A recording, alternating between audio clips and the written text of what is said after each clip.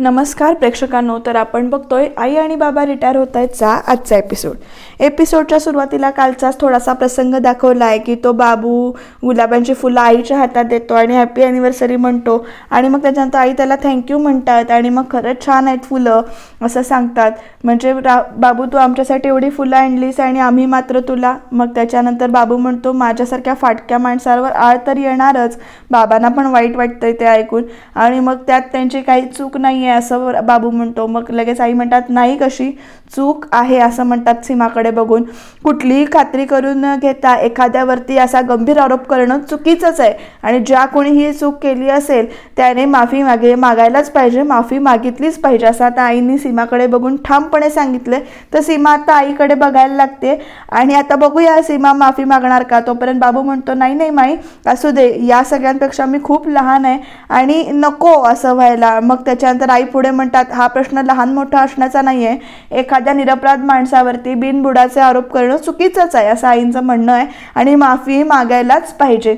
तर आता सीमा बघायला लागते आणि पुढे म्हणते म्हणजे आई म्हणतात सीमा, मग त्याच्यानंतर आई, मग त्याच्यानंतर सीमा या तुझ्या हलगर्जीपणामुळे हे सगळं घडलेलं आहे. त्या निरपराध मुलावरती तू कसलीही खात्री न करून घेता चोरीचा आरोप घेतलास, चोरीचा आळ घेतलास, तुला त्याची माफी मागावीच लागेल असं आता आईने सीमाला खडसावून सांगितलंय बरं का इथे. आणि आता मग सीमा म्हणते आई मी असं विचारते इथे, मी याची माफी मागायची. मग समीर तू तरी बोल ना असं म्हणून समीर ऐकलंस ना तू आई काय म्हणतात असं समीरला विचारते. आणि आता समीर कसला गप्प बसतोय. समीर बघा पुढे काय म्हणतोय ते तिच्याजवळ तरी म्हणतो हो ग बरोबर आहे, आईचं चूक झाली आहे ना, माफी मागायलाच हवी आपण आणि माफी मागण्यात काही कमीपणा नाही आहे सीमा. मग त्याच्यानंतर सीमा म्हणते पण मी, मग त्याच्यानंतर बाबू सांगतो नाही नाही ताई राहू द्या. मग त्याच्यानंतर समीर म्हणतो असं कसं, गप्प राहा तू जरा, आईचं बरोबर आहे, तू माफी माग सीमा असं आता सीमा सांगते. मग सीमाला सांगतोय. मग सीमा म्हणते मी काय केलंय, मकरंद त्याला घेऊन आलाय, त्यानेच त्याच्यावरती हात उचललाय, माझी काय चूक आहे. आता सीमा बघा माफी मागायची वेळ आल्यावर कशी पलटते ते. आणि मकरंद आता बघायला लागतो तर मकरंद पण लगेच म्हणजे आई मकरंदकडे बघतात आणि मकरंद अगदी शहाण्या मुलासारखा इथे ना बाबू असं त्याच्या खांद्यावर हात ठेवतो आणि म्हणतो बाबू आय एम सॉरी, कसं आहे मला वाटलं वहिनीने म्हणजे तू चोरी केलीस आणि माझं चुकलं असं तो प्रेंजळपणाने ते माफी मागतो बरं का मकरंद. वहिनीने अचानकपणाने तुझ्यावर आरोप केला की तू चोरी केलीस म्हणून मग मी तुला आपलं असं पण मला माफ कर बाबू असं म्हणून इथे मकरंद त्याला म्हणतो आणि प्लीज. आणि मग पुढे म्हणतो वहिनी आता असं म्हणून पुढे वहिनीला दाखवतो बरं का.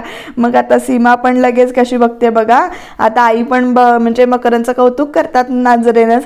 मग त्याच्यानंतर आई पुढे म्हणतात सीमा माफी मागण्यात कमीपणा नसतो, त्यात मनाचा मोठेपणा असतो. आणि मग सीमा म्हणते ओके आणि मग ती एकदम ना असं त्याच्याकडे बघते आणि सॉरी असं म्हणते आणि आता समीरकडे बघते आणि तरा आतमध्ये निघून जाते बरं का. सीमाला तर राग आलेला आहे आता या सगळ्या गोष्टींचा. तुम्हाला आईंचं वागणं काय वाटतं, बरोबर वाटतं का ते सांगा. पण बाबा पण लगेच म्हणतात मी पण सॉरी रे बाबा असं म्हणून त्याला सॉरी म्हणतात इथे.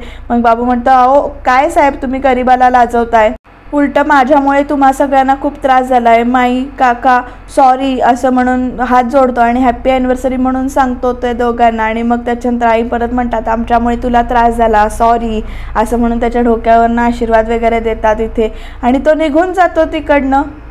आई ती फुलं हातात धरून इकडे समीरकडे बघतात आणि बाबा पण काही न बोलता निघून जातात आतमध्ये. बाबांनी सगळ्यांसमोर आईंना ओरडलं होतं तर सगळ्यांसमोर आईंना सॉरी म्हणायला पाहिजे होता, मला तरी असं वाटतं. कारण ते कसे बोलले होते बाबा आईला रागाच्या भरात का असे ना. पण बघूया पुढे काय काय होतंय ते. समीर इथे आईच्या जवळ येतो बाबा निघून गेल्यानंतर आणि छान असं हसतो आणि फुलं बघून कौतुक करतो. तर इकडे आता बघा प्रेक्षकांनो, बाबा रूममध्ये एकटेच बसलेले आहे तिथे. तर आई येतात रूममध्ये आणि आई आता बाबांकडे बघून ना न बघितल्यासारखं करतात. आता आईंची वेळ ॲटिट्यूड दाखवायची आणि म्हणजे सगळं हे करायची. आई त्या कोपऱ्याला जाऊन बसतात बेडच्या एका आणि मग बाबा आईला म्हणतात शुभा. मग त्याच्यानंतर आई बघतात आणि काय म्हणतात. मग बाबा म्हणतात मी काय म्हणत होतो. मग आई म्हणतात काय ते. मग त्याच्यानंतर बाबा म्हणतात सहसा असं कधी होत नाही पण आज जरा झालं आहे असं आता बाबा म्हणतात बरं का. म्हणजे हे ग असं म्हणजे बरोबर होतं तुझं मग त्याच्यानंतर आई म्हणतात हे बघा तुम्हाला जे काही बोलायचं आहे ना ते स्पष्टपणे बोलून मोकळे व्हा, उगीच गोल गोल फिरू नका. मग बाबा म्हणतात ते तुझा कोण तो बाबू? हा बाबू ना. मग त्याच्यानंतर आई म्हणतात माझा. मग त्याच्यानंतर बाबा म्हणतात हो म्हणजे तू त्याला बोलवलंस ना म्हणून मी त्याला तुझा म्हटलं, बरा वाटला मला मुलगा तो. मग त्याने आपल्यासाठी फुलं वगैरे आणली. मग आई म्हणतात हो का? मग आई पुढे म्हणतात नाही असं कसं असेल, पण त्याचा ना ह्याच्या मागे काहीतरी हेतू असणार, अशी कोणी कोणाला फुलं आणतं का उगीचच. मग त्याच्यानंतर बाबा म्हणतात नाही ग, तोच असं मला म्हणजे मनापासून बोलला. मग आई म्हणतात जवळ येऊन हो असं वाटलं तुम्हाला? अहो पण सगळेजण सारखे नसतात, सगळ्या सारख्या स्वभावाचे नसतात.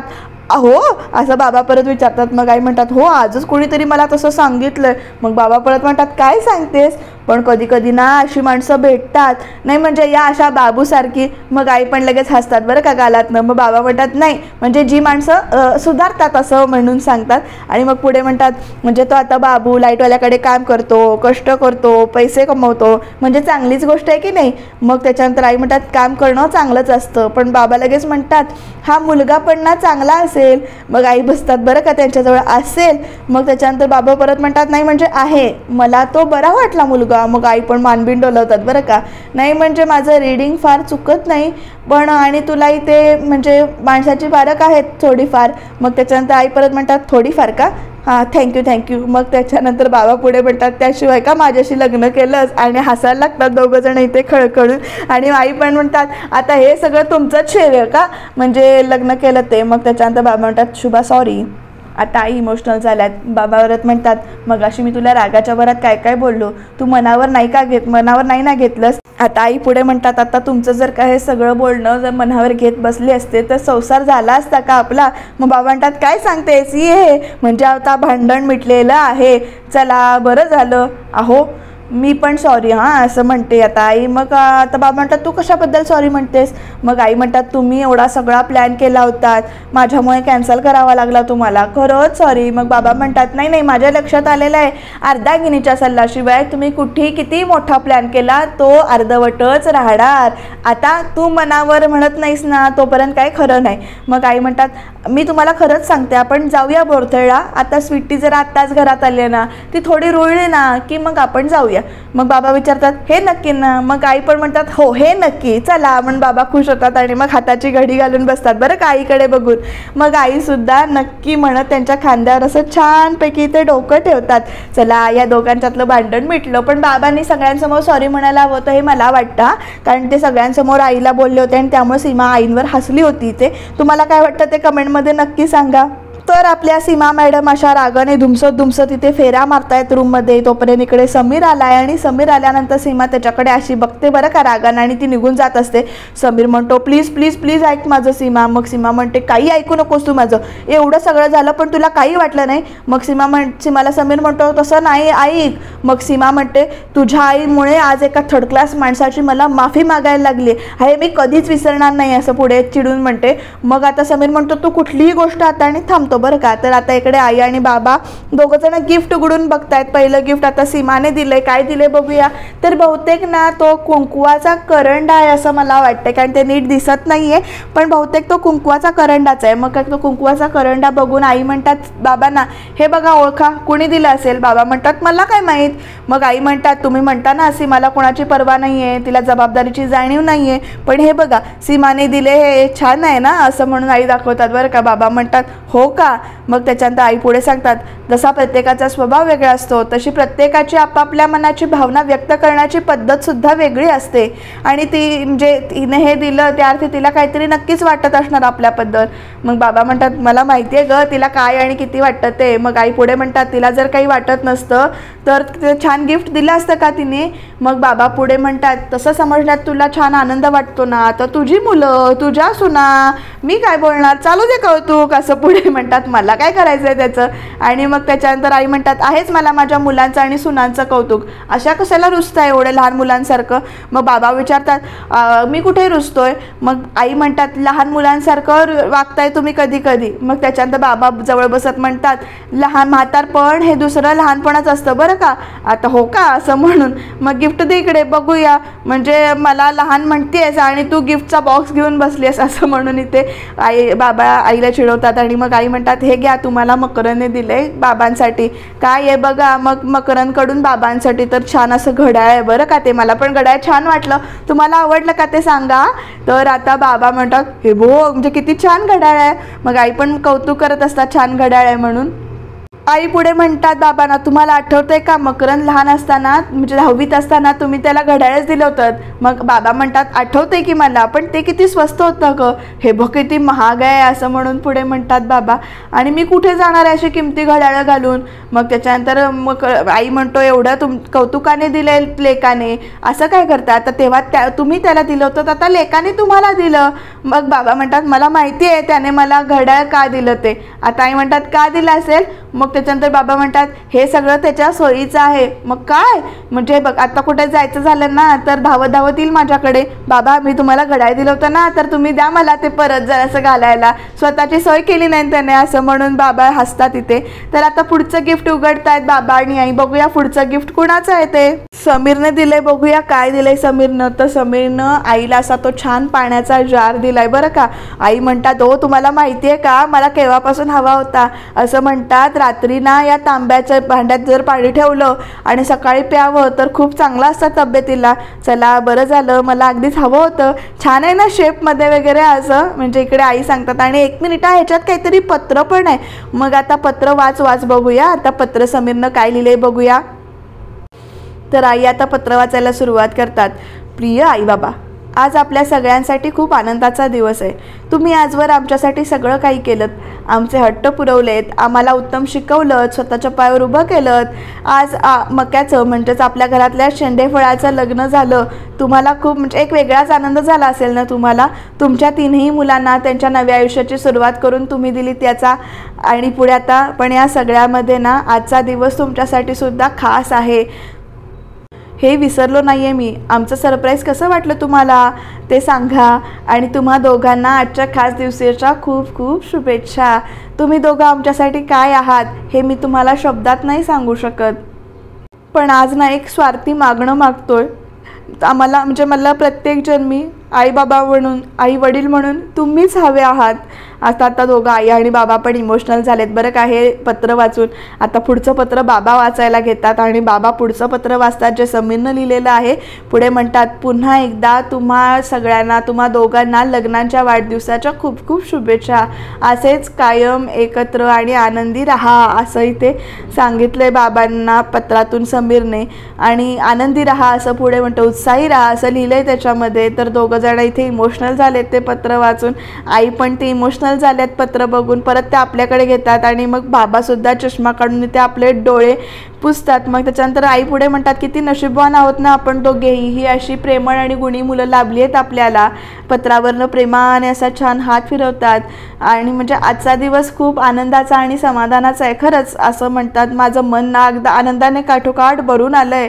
चला चला चला आता पुढचं पत्र बघा, पुढचं गिफ्ट बघा असं बाबा इथे सांगतात. कारण इमोशनल झालेत सगळेच त्यामुळं गिफ्ट बघायला सांगतायत. आता बघूया पुढची गिफ्ट कोणकोणाची दिलेत ते.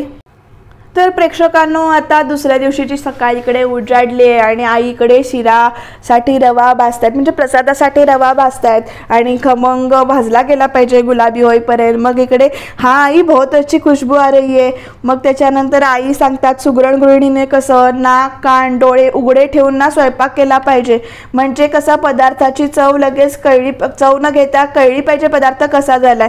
मग स्वीटी विचारते चव मतलब, मग आई सांगतात टेस्ट टेस्ट. मग त्याच्यानंतर लेकिन आई वो कैसे असं विचारते स्वीटी.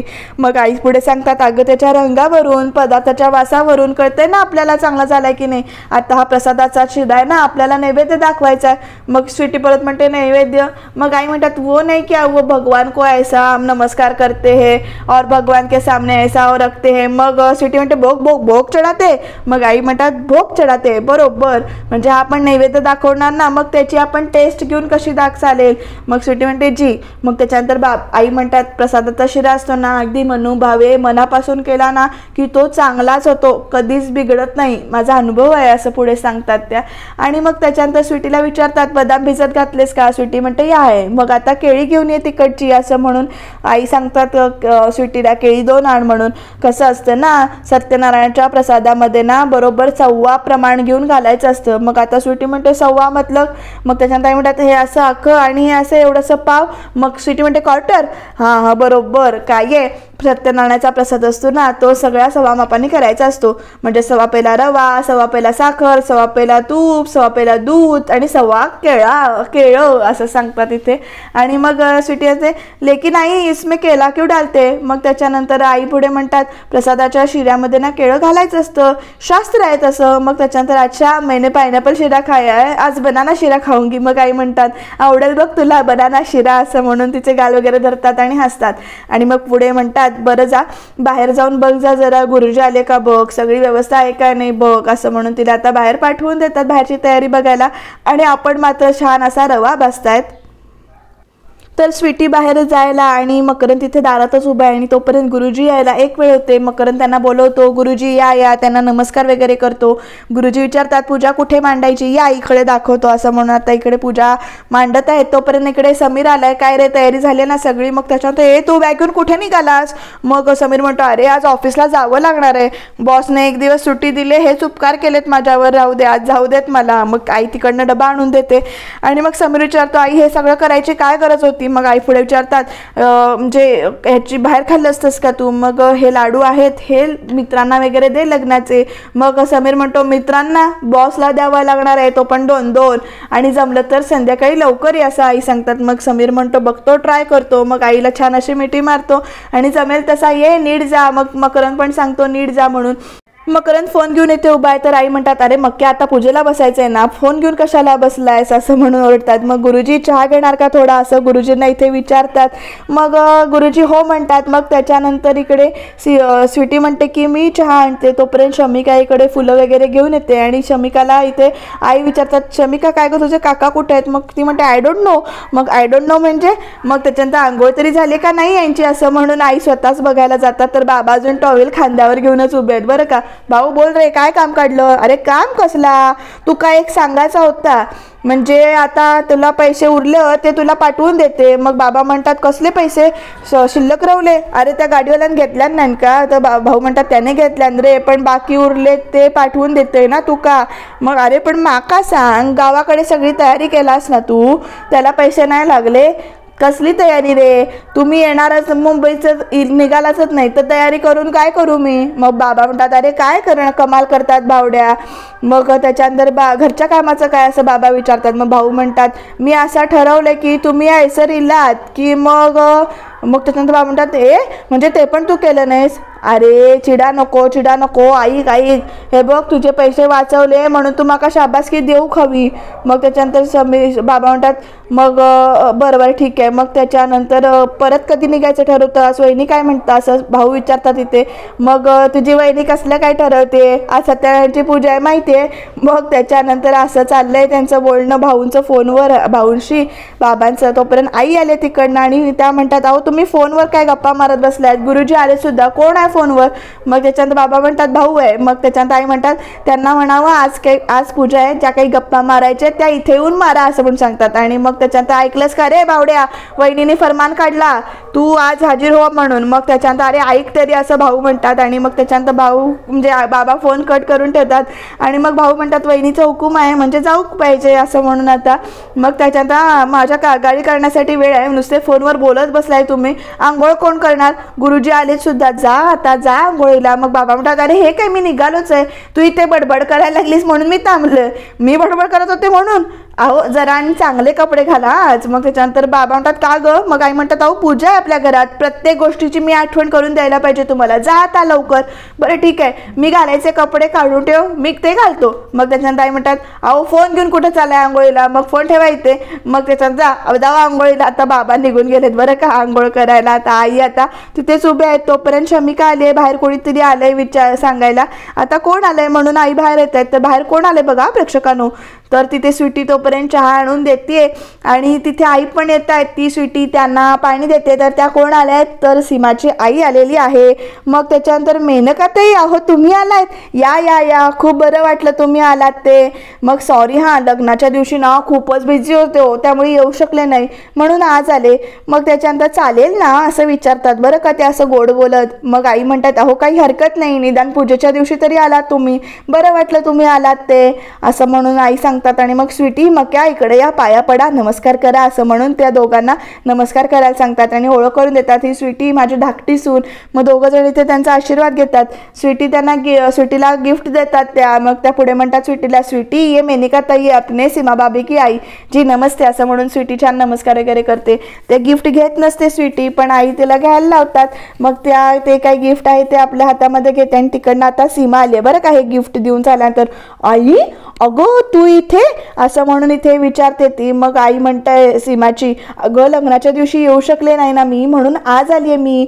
मग असं म्हटल्यानंतर सीमा मान डोलावते. मकरंद आणि नव्या नवरीला आशीर्वाद द्यायला मी आज आले असं सांगतात. तर लगेच सीमा तोंड वाकडं करते बरं काय ते. आणि मग समीर कुठे आहे, म्हणजे जावई बापू कुठे दिसत नाहीत असं विचारते सीमाला. तर सीमा म्हणते अगं तो ऑफिसला गेलाय, लग्नामुळे सुट्टी झाली ना, तर त्यामुळे त्याला लवकर जावं लागलं, लवकर गेलाय तो. आणि आता मी पण निघते असं म्हणून सीमा सांगते बरं का.